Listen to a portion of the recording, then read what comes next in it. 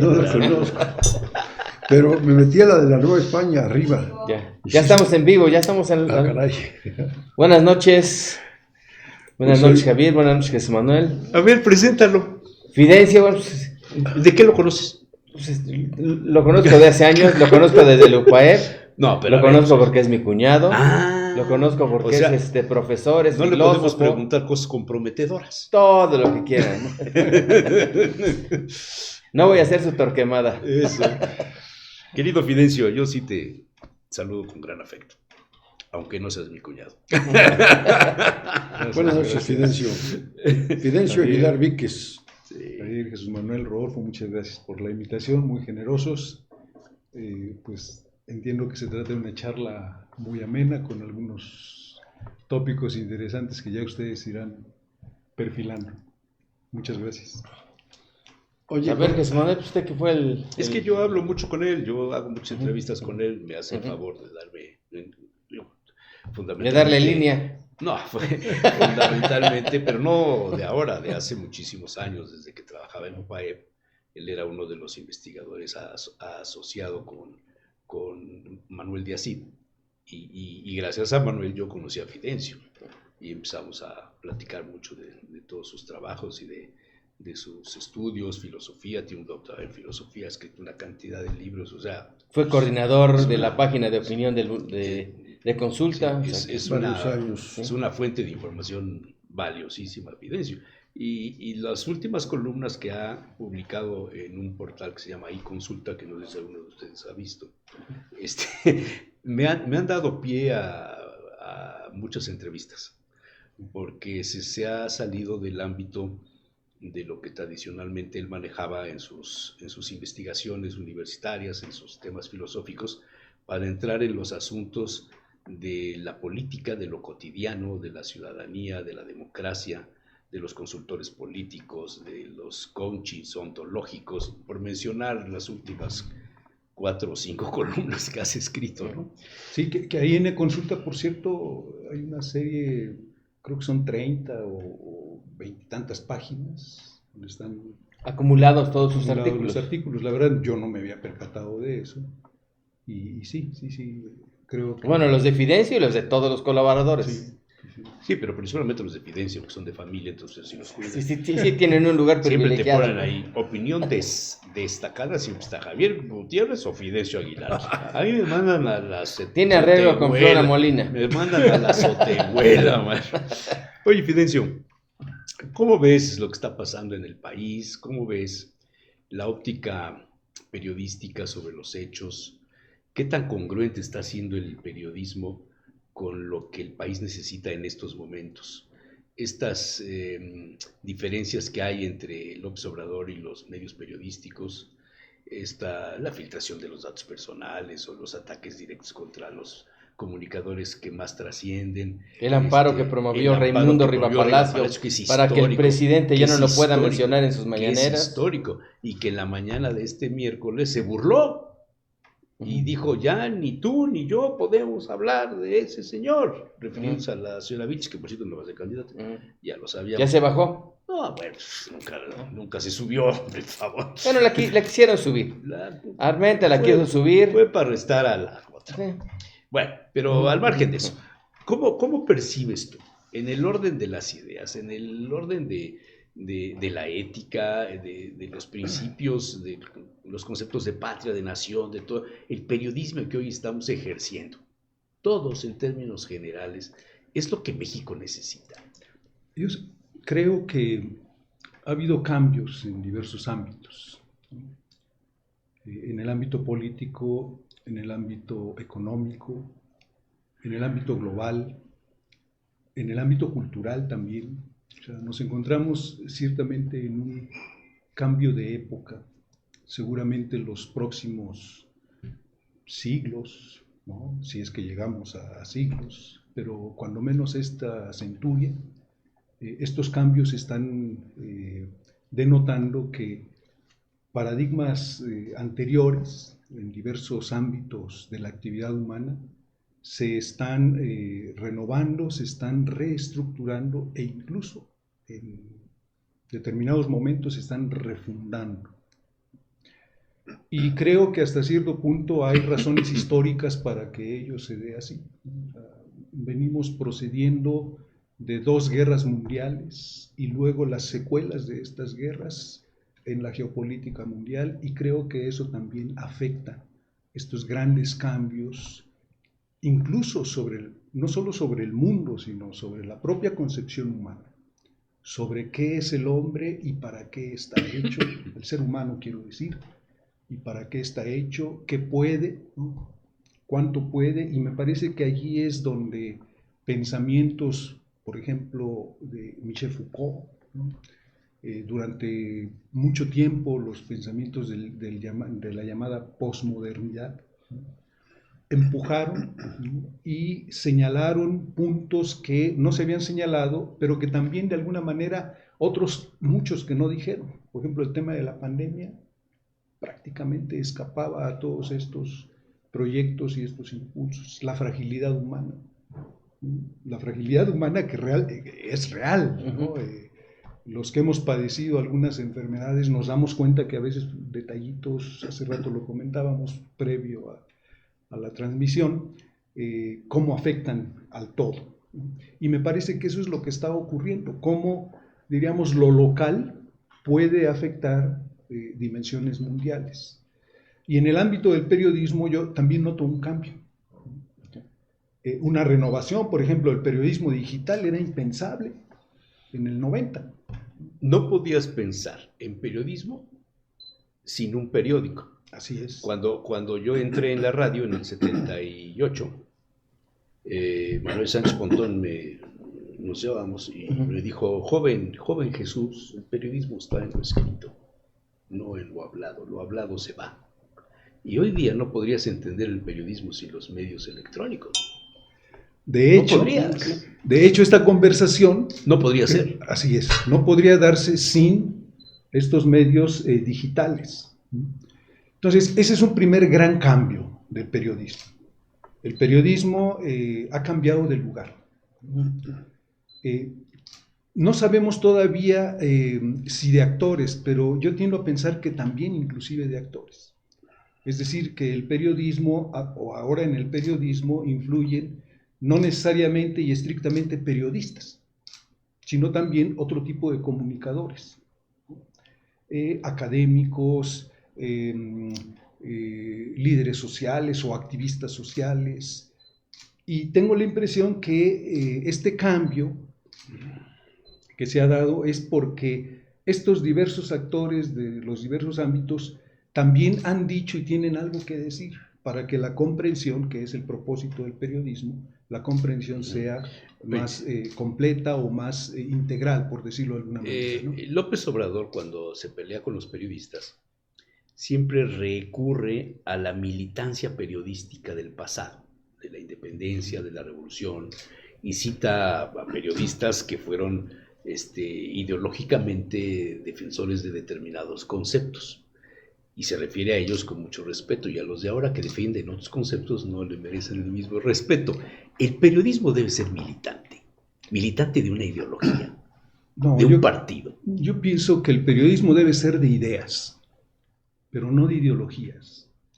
Las ideologías finalmente, precisamente, tienen la connotación central de que obedecen a un partido económico, político, social, etc. Y me parece que las ideas, en cierto sentido, son más universales. Por ejemplo, la idea de derechos humanos no es una idea de exclusividad. Y es una idea que comparten casi todos los partidos políticos. Por lo menos en los enunciados. Y es una aspiración de cualquier ser humano y de cualquier comunidad. Es un derecho universal, ¿no? Entonces, nosotros a través de las ideas vamos descubriendo precisamente cuáles son los elementos en los cuales los seres humanos podemos hermanarnos. Por ejemplo, libertades básicas, libertad de reunión, libertad de opinión, libertad de pensar en conciencia lo que cada quien quiera, libertad de culto, libertad incluso de no tener cultos. Entonces, todo esto me parece que... Libertad de preferencia sexual. También. En un sentido... El Papa ya les dijo a los obispos que den la bendición a los... Sí, con la connotación particular del documento. Sí. Que esto no pero eso antes era imposible que lo dijera un Papa. Pero antes... Incluso, sucedía, pero no lo dejaban públicamente, ¿no? La bendición siempre ha existido. Siempre ha existido, pero no en la connotación. En esta connotación de que finalmente todos somos seres hijos humanos, de Dios. Somos seres humanos y luego hijos de Dios para los que tenemos fe, ¿no? Pero creo que la universalidad de las ideas nos puede advertir con cierta claridad y con cierta nitidez que cuando una idea se quiere particularizar o partidizar, mejor dicho, nace la ideología. Y la ideología sí es la que confronta, es la que de alguna manera no permite una interlocución. O que quiere hacer prevalecer su ideología sobre otras ideologías. Y ahí es donde interviene la manipulación del periodismo. Por eso pregunto si el periodismo de hoy está a la altura de lo que México necesita. Yo creo que es difícil a veces cuando hay un cambio de época como el que vivimos, situarnos a la altura, precisamente porque tenemos paradigmas de diversa índole, pero tenemos que estar a la altura. Es más difícil generalizar, ¿no? ¿Cómo saber si estamos a la altura? Yo creo que hay principios básicos. Por ejemplo, el tema de la libertad de opinión es importante. Defender esa libertad y dar cauces a esa libertad. ¿Nunca te han quitado un punto y una coma de tus textos? No que yo sepa. No, de ninguna manera. Incluso desde que estabas en el Universal, ¿no? Con mucha franqueza y con toda libertad. Fidencio, hablando de estos temas... Es un buen cuñado, ¿Por qué hoy, en el caso de Puebla, por ejemplo, y seguramente en muchos estados del país, por qué no hay líderes? Ah, caray. Ahí está Leobardo Soto. Yo creo que sí hay, y al mismo tiempo también ha cambiado las formas de los liderazgos. Es decir, estos liderazgos de masas, de muchedumbres, sectoriales, ¿no? Sindicales, carismáticos, caudillescos, de corriente, sí, ¿no? Ideológicos, sí, ¿no? Vamos a decirlo así, ideológicos, me parece que tuvieron su efervescencia en el siglo pasado, particularmente la primera mitad. En México, a veces en México llegamos un poco tarde al asunto del globo, por esa idea de soberanía que a veces nos impide ver el globo en una integralidad. Y a veces llegamos tarde, ¿no? Y entonces, en México, por ejemplo, de los 40 a los 70 casi, todas estas movilizaciones masivas, pues fueron parte de la historia nacional. Y yo creo que eso también está cambiando. ¿En el mundo ocurre lo mismo? Sí, digamos, con una diversificación. O sea, sigue habiendo estas manifestaciones, pero con diversidad de pretensiones. Cuando en el siglo pasado eran perspectivas, por así decirlas, únicas, ¿no? Era defender la patria, o era defender la nación, y ahora defendemos... O la religión. O religiosas también, ¿no? Dice Paul Ricoeur, cuando empieza a escribirse la libertad con mayúscula, o la religión con mayúscula, o la idea con mayúscula, es cuando nacen las ideologías y vienen los enconos. Porque pretendemos imponer nuestro pensamiento. Y creo que el gran cambio del periodismo, volviendo un poco al tema de la pregunta, es descubrir que somos plurales y que la pluralidad es inocultable, hasta en la familia. ¿Cómo le explicas eso a un dogmático? Yo creo que es difícil, pero no es imposible. Es decir, lo que vemos, por ejemplo, en las conferencias mañaneras es una perspectiva, es una visión. Digamos que la 4T es la única línea histórica que en este momento está vigente y es la única que puede salvar la nación. Esta idea de salvación, o esta idea que es mesiánica en cierto sentido. Es un arquetipo. Es un arquetipo simbólico religioso. Claro. Simbólico religioso. Claro. Y eso creo que ha aprendido en el sentido de que son tantos los males que aquejan al país que es necesario que haya alguien que venga y encienda la mecha y conduzca esta llama para la salvación de la nación. Esto ha estado en las mitologías desde los tiempos arcaicos. Si nosotros recordamos una más o menos formulada, digamos, la del pensamiento de Israel, es Te la iba idea, a decir, la salida del pueblo de Israel de Egipto, comandada por Moisés. Ese es uno de los hechos más importantes en esa tesitura. Pero tiene una gran connotación religiosa, y yo creo que religiosamente nos ayuda mucho, incluso a entendernos y situarnos. La tierra prometida. La tierra prometida. Que no fue de un día para otro. Fueron largos años, ¿no? Y luego siglos, sí, claro. Hasta después de la Segunda Guerra Mundial. Bueno, pero me refiero a la historia bíblica. Me refiero a la historia bíblica. Para muchos es la continuación del Antiguo Testamento. Ese simbolismo, los 5,000 años, digamos, llevado a la arena política, de alguna manera nos ha perfilado esto que estamos viviendo cotidianamente. Sí. La 4T se vuelve un factor de salvación. Sí. La tierra prometida es una tierra ya no donde emana leche y miel, pero sí donde va a haber justicia, donde no va a haber corrupción, donde no va a haber privilegios y donde todos vamos a vivir felices. Sí. Entonces, esa es la tierra prometida. Pero también es un sectarismo. Es un sectarismo en la medida que tienes que contrarrestar al otro. ¿Dónde está el otro? En la medida en que hay un caudillo, hay un Mesías, un caudillo. O sea, para ti López Obrador es un Mesías. Bueno, él mismo ha proyectado esta idea. ¿Y los periodistas que le hacen eco son los evangelizadores?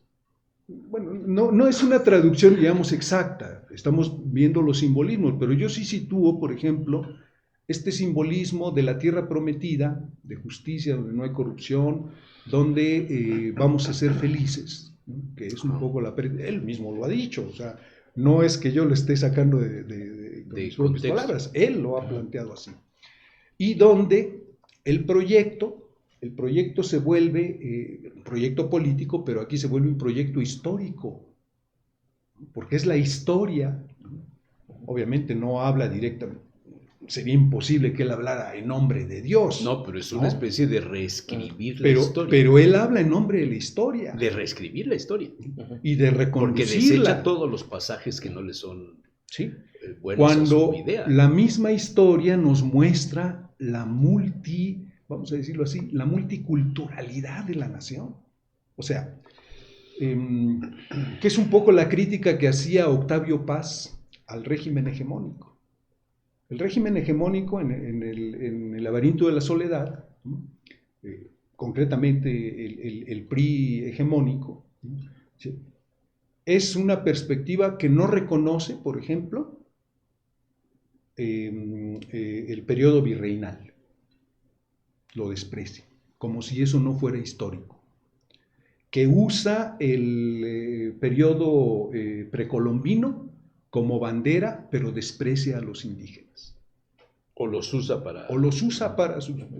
Entonces, mientras no tengamos una visión integral de la historia, donde todos los factores históricos estén reconocidos, que esté reconocido todo el periodo precolombino, todo el periodo virreinal, todo el periodo moderno, todo el periodo contemporáneo, y que todos los actores sean reconocidos para poder sentarse a la mesa pública. O sea, necesitamos una especie de catarsis nacional para encontrar una definición de nuestra cosmovisión real.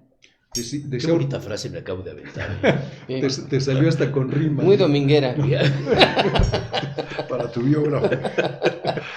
Destácala, por favor, esa frase. Decía Ortega y Gasset, la nación no está atrás, la nación está adelante en el proyecto. La estamos construyendo. En lo que quieres. Sí. En ese sentido, me parece que el manejo histórico tiene que ser un manejo integral, no nada más es la historia con lecturas ideológicas. Por ejemplo, liberales y conservadores. Para empezar, es un lenguaje del siglo XIX. Es una dicotomía del siglo XIX, ¿no? No, para México del siglo XIX, ¿no? Sí, por eso digo, estamos 2 siglos adelante. Es un pensamiento decimonónico que no hemos superado. Y, digamos, también para los cambios de época se requieren lenguajes y gramáticas adecuadas.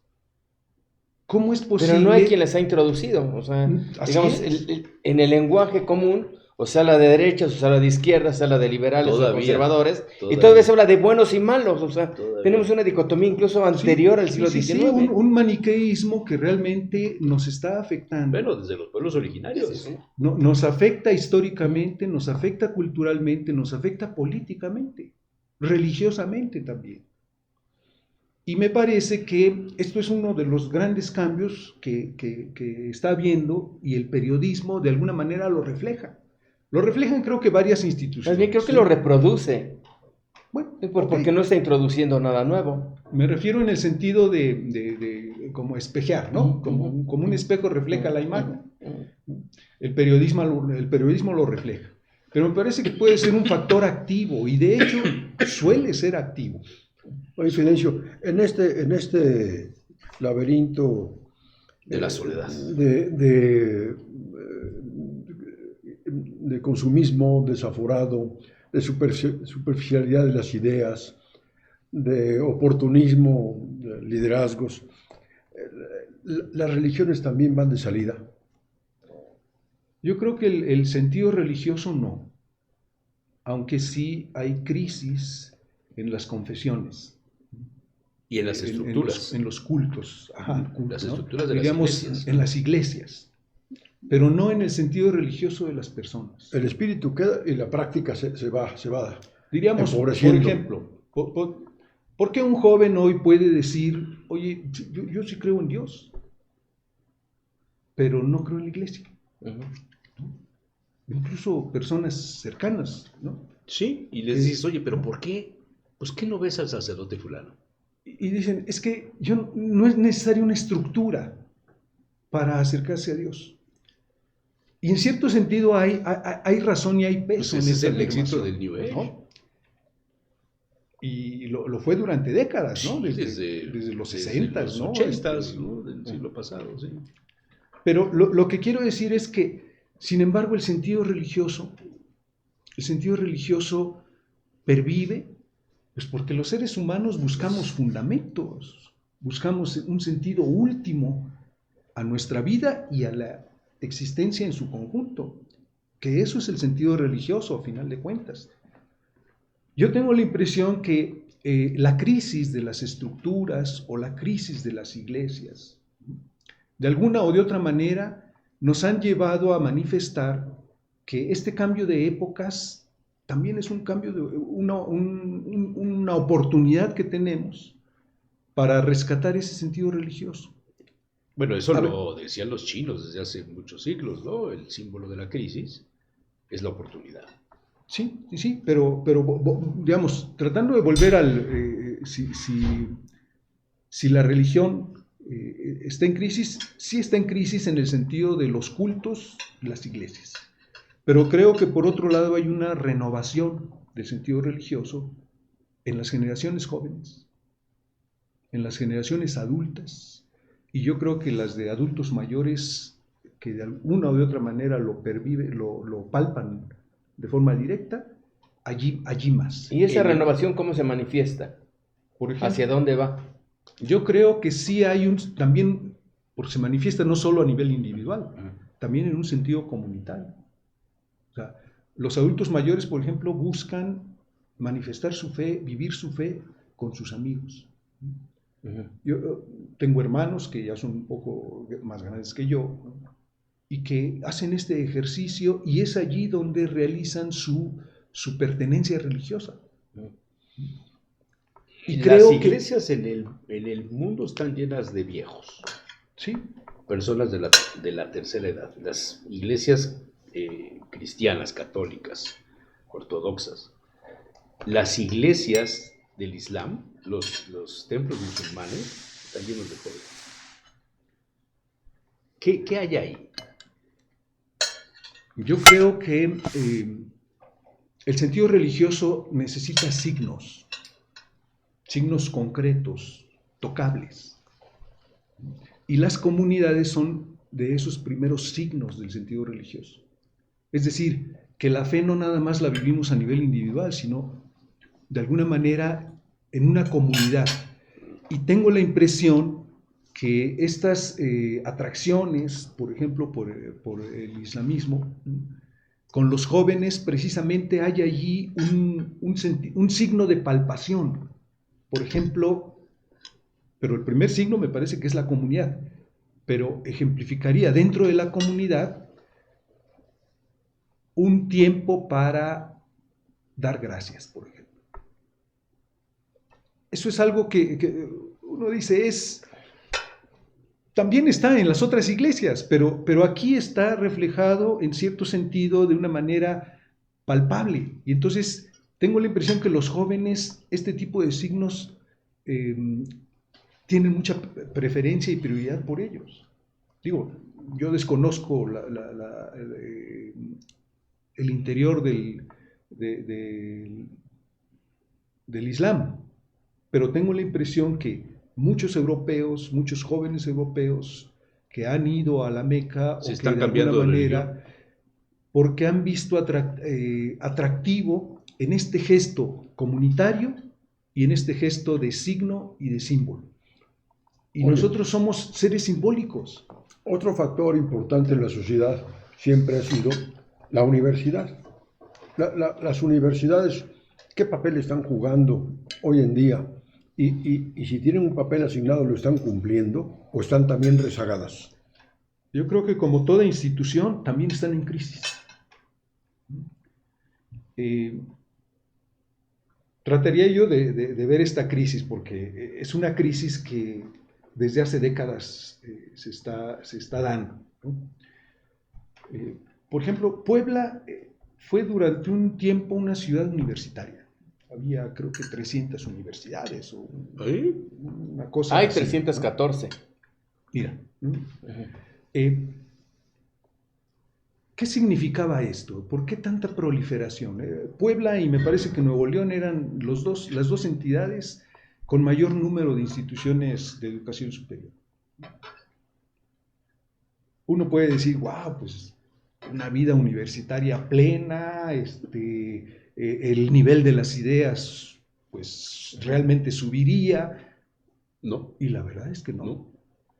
La verdad es que el universitario ordinario, común, que llegaba, ¿no?, prácticamente salía de la universidad y si bien le iba, sabía más o menos a escribir. Cuando esto debió haber sido un antecedente, digamos, no digo de la preparatoria, ¿no?, de la secundaria. Leer, escribir, comprender matemáticas, ciencias, etcétera. Creo que allí es donde se podría dar. El bachillerato tenía una connotación de introducirnos a las humanidades y la universidad a una profesionalización.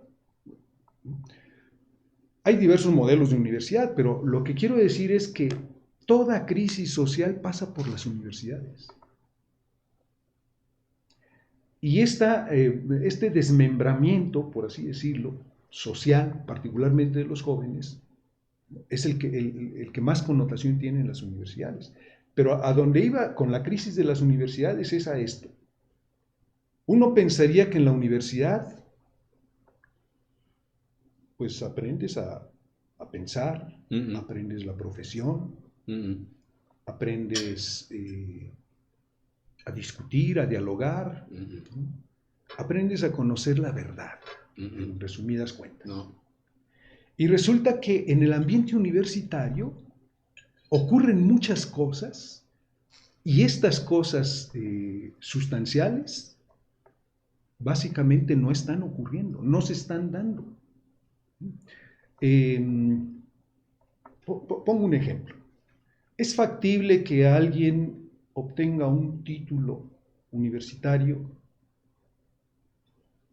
sin sin saber lo básico. Sin ir a la escuela, sí. Por supuesto. Ahí está el fiscal de la Ciudad de México. Por supuesto que sí. De sociólogo se convirtió en abogado en un solo día. Bueno, pues eso denota... Y eso porque había fila, pero si no hubiera sido una Y eso mañana, porque había cámaras y micrófonos y salió en los medios, ¿no? Pero lo que quiero decir, y con esto quisiera sentar la hipótesis, que la crisis en las universidades tiene que ver con el estudio, tiene que ver con las ideas, con la capacidad para discutir ideas, descubrir nuevas ideas y universalizar ese conocimiento para el servicio de la sociedad. O sea, y creo que eso no que estás diciendo teóricamente suena muy bonito, pero la realidad es que las universidades son un gran negocio para los dueños de las universidades, para los patronos de las universidades, y que todas aquellas concepciones idealistas que dieron origen a la fundación de las universidades, no hablo en concreto de ninguna, se quedaron en eso, en el idealismo, en el ideario de la universidad, que existía antes un librito en las universidades, o sea, el ideario de la institución, de la universidad, como se llamara. Y hoy día son quizá uno de los centros de negocios más importantes del país. Sí, ¿no? De preparación de personas, de individuos, de alguien que pueda salir a provocar el cambio. Yo creo que esa es una de las grandes crisis de las universidades. Y la otra me parece que es, aunque hay diversos modelos de universidad, por ejemplo, si pensamos, estamos hablando del globo, el modelo alemán de universidad es muy diferente. Es un modelo muy científico, digamos. Sí, sí. La matemática tiene un papel importante. Está centrado en hacer ciencia. Sí, sí, sí. Si vemos la Universidad Británica, está... Hacer negocios. Sí, tiene su escuela de negocios, pero ahí hay una inyección de humanidades. Ahí, digamos, básicamente la cultura universitaria es cultura en humanidades. Artes, literatura. Así es. La Universidad Norteamericana es muy profesionalizante, muy diversificada. Muy diversificada y crea capacita, diríamos, su pretensión es capacitar para las diversas profesiones. Sí, para las empresas, para la industria. Negocios, gobierno, instituciones. ¿no? La francesa no la dijiste, pero la francesa creo que tiene cualidades diferentes. Que también tiene mucho de humanidades. Me parece que ahí hay una muy buena tradición en filosofía. En administración pública. Bueno, pensemos en la Sorbona, por ejemplo. La ENA, la Escuela Nacional de Administración Pública, claro. Y hay un planteamiento, por así decirlo, integrador, me parece. Y creo que ese puede ser un mérito. El tema es que nuestras universidades, o al menos las universidades locales, no pretenden eso. Realmente el problema para las universidades es la supervivencia. Y por eso es fácil que trasladen el tema de la supervivencia a un tema de negocio. Yo estuve mucho tiempo en la universidad y hacia allí jalaba el tema. El tema es lograr determinado número de inscripciones. No importa a veces... si el alumno es apto, ¿no? Para tomar una carrera universitaria. Así es. El chiste es que se inscribe y pague una colegiatura. Que se inscriba, que pague una colegiatura. Y que no lo repruebes ya que esté inscrito para que no te baje la matrícula. Y entonces eso es prácticamente corrosivo para una institución universitaria. Entonces, ¿cómo después un egresado va a aportar sus conocimientos para resolver problemas sociales? Bueno, Fidencio, y hay algo que no está en crisis, porque está en crisis las universidades, están en crisis las religiones, están en crisis los partidos políticos, las instituciones de gobierno, los líderes, la familia. La familia. Miren, los cambios de época están acompañados de estas crisis. Por ejemplo, del medioevo a la modernidad, hubo una crisis tremenda que se manifestó de diversas formas, digamos, con un cambio de paradigma y de idea sobre el ser humano mismo. Gracias a la ciencia se había descubierto que la Tierra no era el centro del universo. Y por lo tanto, diríamos, el impacto que tuvo esto en la concepción antropológica es, por lo tanto, el ser humano no es el rey de la creación. Esa simple idea enunciada pues es muy sencilla, pero en la época tuvo repercusiones culturales, económicas, políticas, artísticas, religiosas. ¿Cómo que no somos el centro del universo? ¿Cómo que el ser humano no es el rey de la creación? Digamos, sí, pero gracias a eso viene el Renacimiento. Vino un primer periodo del Renacimiento en el que el humanismo tuvo una relevancia importante. Ok, ni la Tierra es el centro del universo, ni el ser humano es la criatura más excelsa. Ok, pero sí hay un elemento de dignidad que es su razón. Y eso fue lo que defendieron los primeros humanistas. Claro, claro. La razón coloca al ser humano como un ente por encima de los animales, ¿no? Por encima de... Y entonces, digamos, el primer humanismo moderno privilegió la razón. Que hay que hacer una anotación. Acabamos de pasar la festividad de Santo Tomás de Aquino, el 28 de enero pasado, ¿no? Un hombre del siglo XIII prácticamente, que había reconocido una autonomía de la razón. Todos los seres humanos somos racionales y la razón tiene, digamos, respecto a la fe, un cierto ámbito donde camina con dignidad, y esa dignidad también dignifica al ser humano.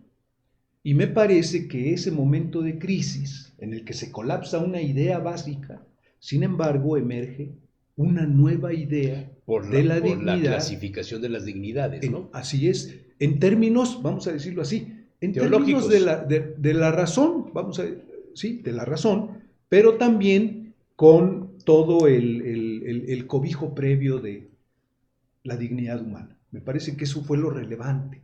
Razón y dignidad humana, con todo lo crítico del tema, sin embargo, le dio a la modernidad un nuevo cuerpo, sustento y sentido. Sí.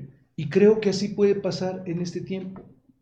La crisis de las religiones, la crisis de las instituciones, de la universidad, de los partidos políticos, hasta de los Boy Scouts, porque tampoco hay jóvenes en los Boy Scouts.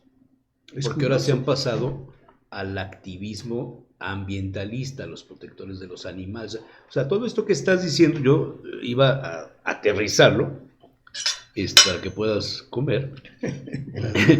Si el mundo está en crisis, como Rodolfo lo ha señalado periodísticamente, ahí está la nota, ¿no? ¿A qué grado llega nuestra crisis que le dedicamos tanto espacio a la llegada de una jirafa a esta ciudad? Salvo porque se parezca a uno de los aspirantes al gobierno. No encuentro otra razón. Bueno, sí, hay parecido, pero no dije nombre, pero todo el mundo coincide, ¿no? Pero creo que precisamente porque necesitamos signos. Como somos seres simbólicos, racionales. ¿Y cuáles serían estos signos, estos valores emergentes, digamos, estos símbolos, los derechos humanos?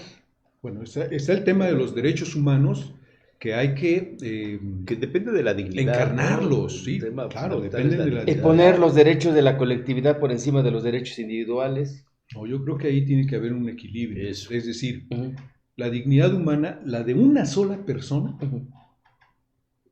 si comparáramos una sola persona con toda la colectividad, bueno, esta sola persona sigue siendo digna, incluso aunque la comunidad diga, no eres digno. ¿Qué es el tema, por ejemplo, de las penas de muerte, ¿no? Una colectividad puede decir, pues este merece ser ejecutado, pero no le quita su dignidad. En todo caso, la dignidad nos permitiría decir es que esta colectividad necesita repensar las cosas. Entonces, creo que se puede vivir en la familia. Salió un estudio, si mal no recuerdo, a mediados del año ¿Sería uno pasado. de los valores emergentes la familia? ¿Rescatar la familia? Sí, porque consolidarla. sigue siendo un factor para los mexicanos, un factor y para el mundo, incluso de credibilidad más grande que la política. Que la religión. Más grande que la religión, claro. Más grande que los partidos políticos. Oye, Fidencio, si todos los elementos componentes de la sociedad están en crisis y cada quien debe asumir su papel para adecuarse a la temperatura del mundo, ¿alguien debe comenzar? ¿Quiénes deben comenzar? ¿Quiénes deben llevar las banderas? Como antes había líderes que llevaban las banderas para promover los cambios, los ajustes, que tenían las recetas, la luz. Hoy, ¿quién la tiene? ¿O quién debiera tenerla? Yo me atrevería a decir que todos tenemos responsabilidades en diversos ámbitos. En la familia, sin duda, tenemos responsabilidad. En el periodismo, en las universidades, en las instituciones de investigación. Es como una cadena de eslabones, un circuito, mejor dicho, un circuito de eslabones que tienen que estar interconectados para que ese circuito funcione.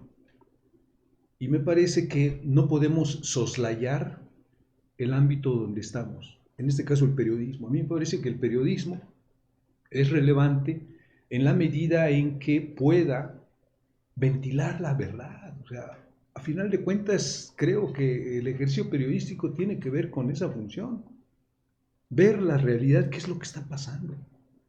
Porque eso es la verdad. Y claro, es que no es fácil. Es que la verdad, o sea, habría que tiene muchos matices, o sea, como diría alguien, la verdad para cada sector, para cada interés, para cada ideología. Es según el color del que se mira, ¿no? Campo Amor. Nada es verdad ni mentira, Campo sino Amor, todo Campo Amor.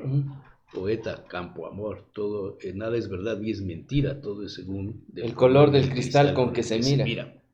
Muchos pensaban que era de Montero la frase, no, es de Campo Amor. El demonio está en crisis, el mal está en crisis, porque pareciera que en esta universalidad de temas, los únicos que van triunfando, los únicos que van creciendo y que cada vez tienen más seguidores y adeptos, son los que están ejerciendo el mal. Sí. Yo creo que siempre está acompañando, ¿no? Porque los seres humanos somos capaces de mal. De hacer mal, de hacer males y de sufrir los males, porque también los seres humanos sufrimos los males. O sea, hay como que estas dos dimensiones, el mal que uno puede hacer y el mal que uno puede sufrir. Yo me atrevería a decir que este resurgimiento del sentido religioso es una necesidad que los seres humanos tenemos de buscar el absoluto, de buscar a Dios como una instancia no solo sentimental, sino más bien una instancia real, porque eso es el sentido religioso, algo que uno se toma en serio, aunque uno sea agnóstico y ateo, pero te tomas en serio cuál es el fundamento de las cosas.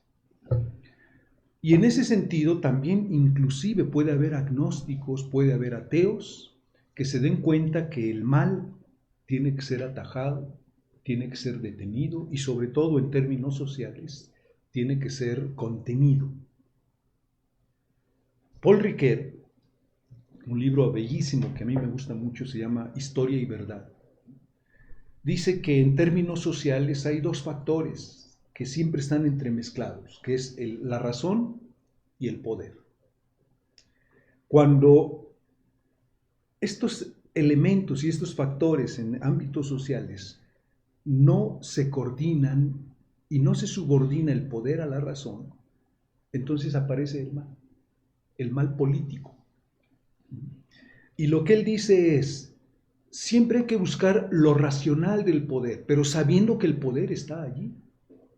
El poder como una capacidad de realizar obras, pero a veces las obras pueden ser nefastas. Hay que procurar con la razón que esas obras nefastas se vuelvan fastas, es decir, para beneficio de la colectividad. Y me parece que tiene toda la razón.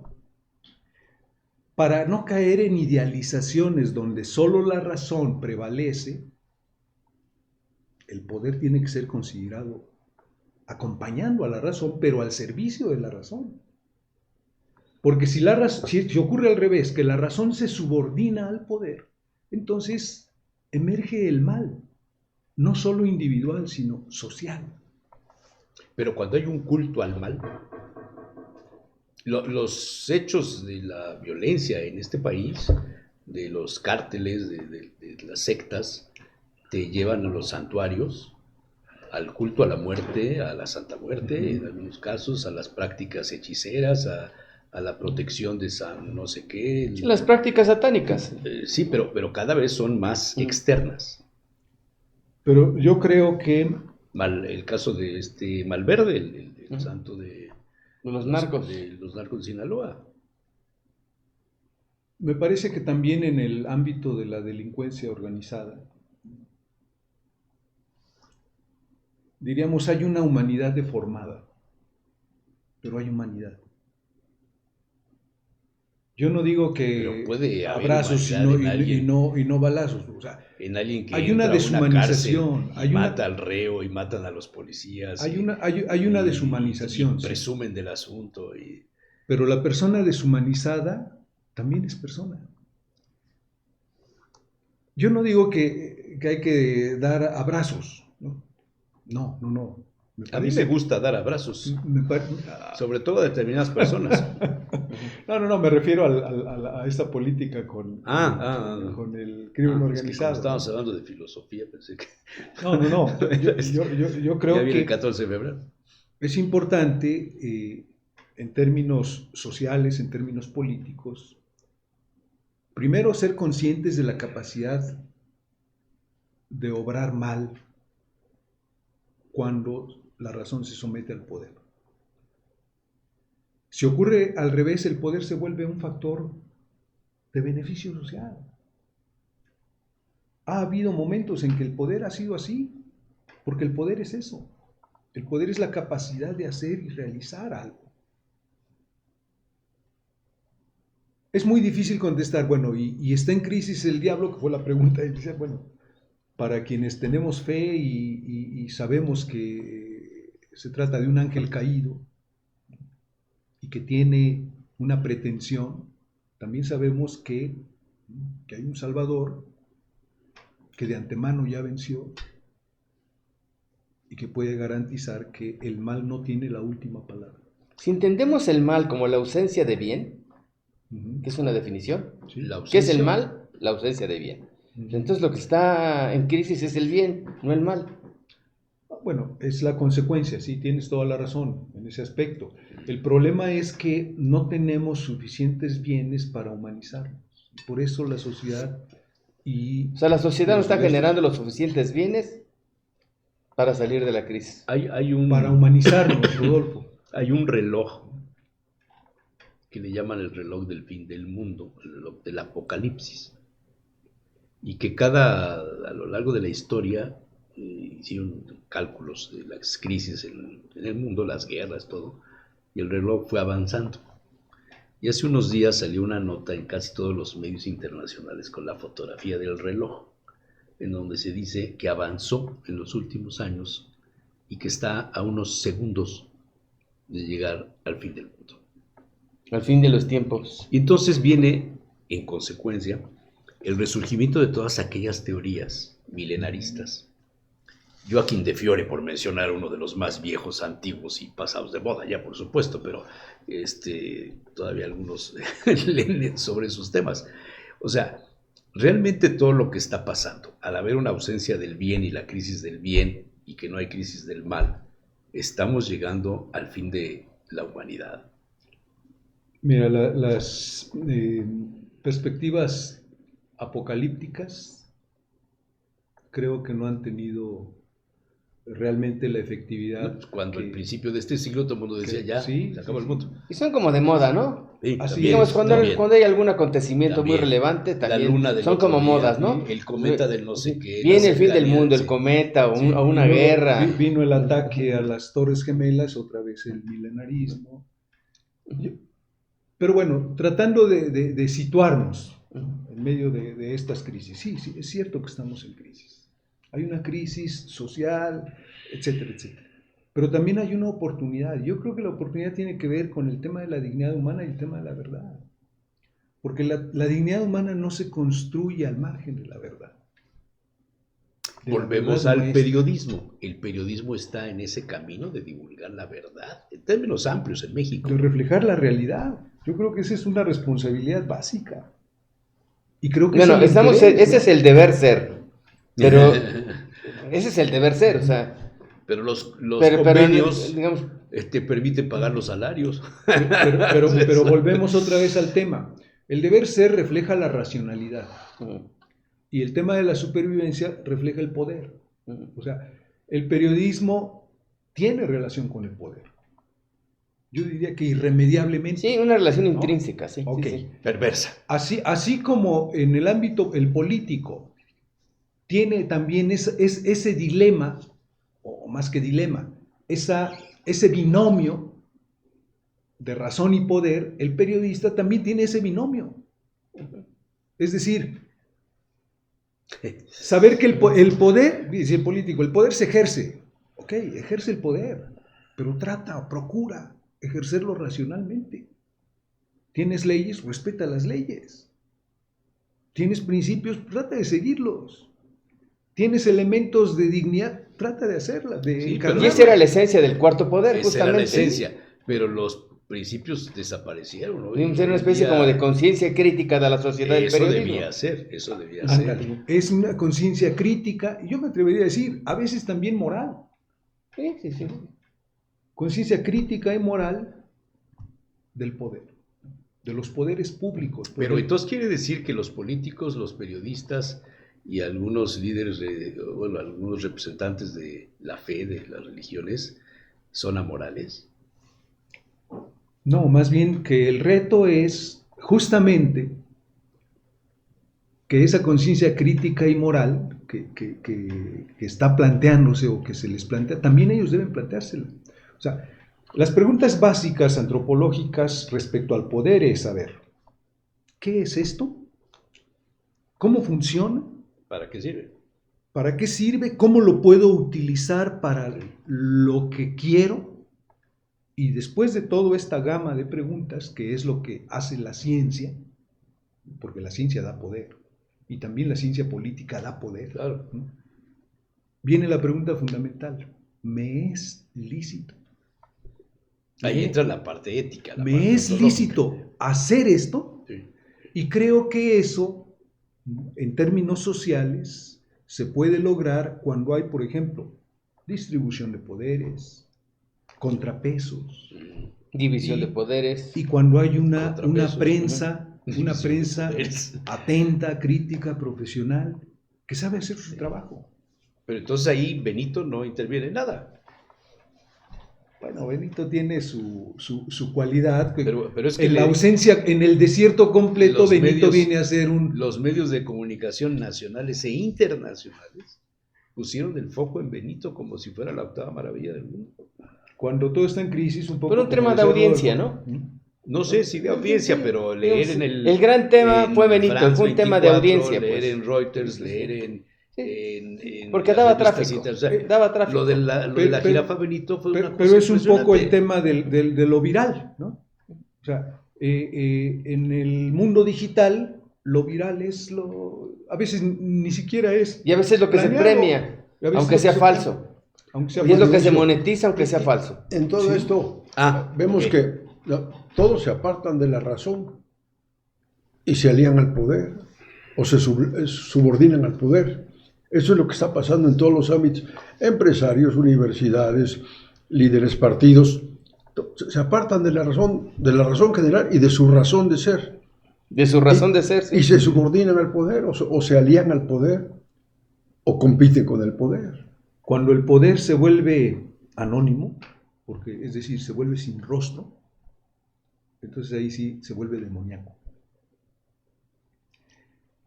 A ver, el pasado lunes, Elon Musk subió a su cuenta que se había colocado por primera vez en un ser humano un chip en el cerebro.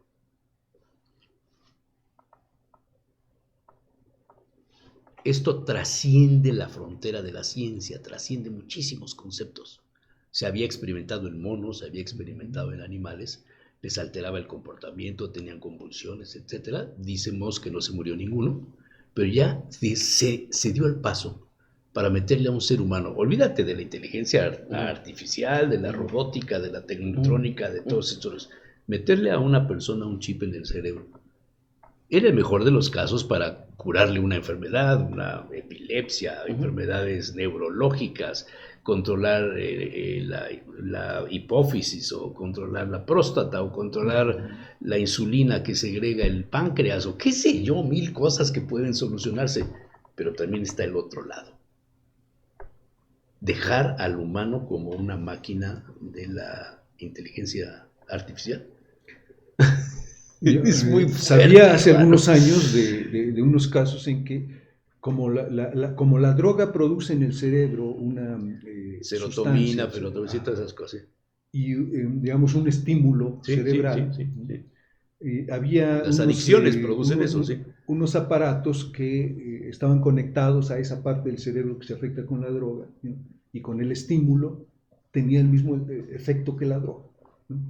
Entonces podríamos decir, a ver, allí sigue siendo válida la pregunta, ¿es lícito eso? Si es para bien, sí. Okay. Pero ¿quién determina ese bien? Bueno, mira. O sea, ¿quién determina ese bien? Cuando yo era chavo, a los 15, 16 años, había el hijo de una familia libanesa muy importante de esta ciudad, muy, muy importante y muy rica. Eran de las pocas familias que tenían un Mercedes-Benz en su casa. Y este cuate estudiaba en el centro escolar, porque su papá era muy duro para la educación, para eso, mandó a colegios públicos, y en específico al centro escolar. Y no tenía ni para el camión, que en aquella época pues la gente no tenía choferes, ¿no? Se iba caminando. Y se ganaba la vida vendiendo fotografías de mujeres desnudas en blanco y negro en aquellas épocas.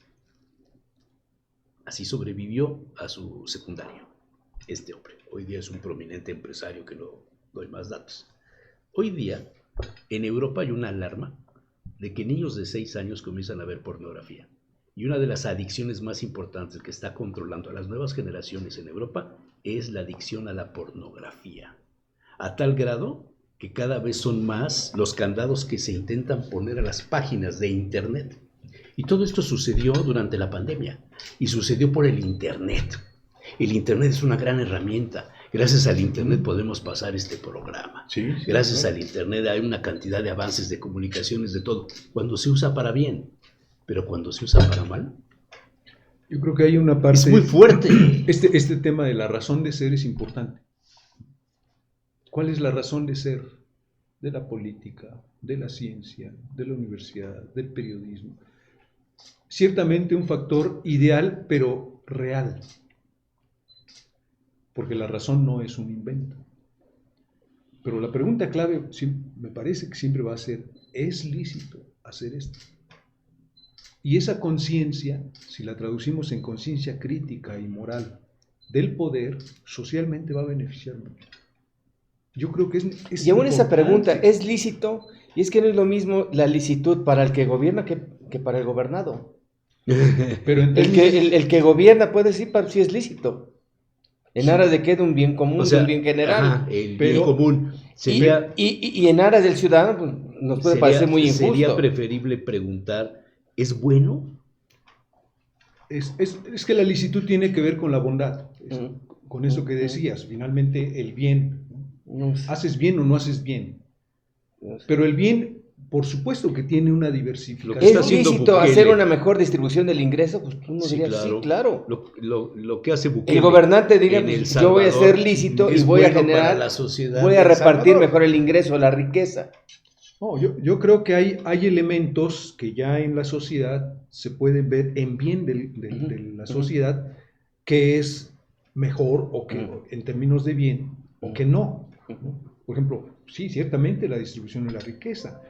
Lo que el Papa Francisco, por ejemplo, dice, es que hay que tender las periferias. O sea, todos pensamos siempre en el centro y las periferias se nos van desgajando. Y yo creo que eso es importante. Fuera de serie este programa. Fuera de serie. Muchas gracias. Nos pusimos muy filósofos. No, es que de repente es muy bueno muy densos. reflexionar en estos temas. Quizá no haya nota de 8, quizá, pero creo que es muy constructivo todo lo que se ha dicho aquí. Cuando has comentado tantas cosas sobre este tema, flota y sigue vigente aquella vieja definición de qué es el bien y qué es el mal. Algún abogado lo sintetizaba. El bien es todo lo que va en favor de la naturaleza del ser humano. El mal, lo que va en contra. Así de fácil. Sí. Y es lo que pervive. Si esto fuera flamenco, si fueran los gitanos, si fuera flamenco esto y fuera una reunión de gitanos, hoy hubo duende en esta mesa. ¿Duende? Qué bonita definición. Hoy dije dos frases muy buenas hoy, ¿eh? Para los biógrafos. Fidencio, muchísimas gracias. No, al contrario. Fidencio. Muchas gracias. Yo personalmente te lo agradezco mucho. Y nos vemos el próximo miércoles a las 7:30 en punto. Con invitado especial. No, todos son especiales, ¿no? Todos son especiales. Ya traigo mi cuestionario, quiero que me lo revises antes para ver si puedo preguntar. Bueno, pero no me pasaste las preguntas y no he venido preparado. No, pero para me acuerdo que el primer programa de radio que me invitaste, creo que era sobre la Virgen de Guadalupe. Creo que sí. Yo llegué con un texto. Sí. Y la verdad es que ni lo leí porque es otra dinámica. Claro. Sí, llevamos muchos años haciendo programas, don Fidencio y yo. Muchos años, ¿verdad? Muchos años. Sí, bueno. sí. Y deben estar ahí en la red, Ahí están. Y en televisión también hicimos muchas cosas hace años. Y apenas acabas de publicar, ¿no? Ayer.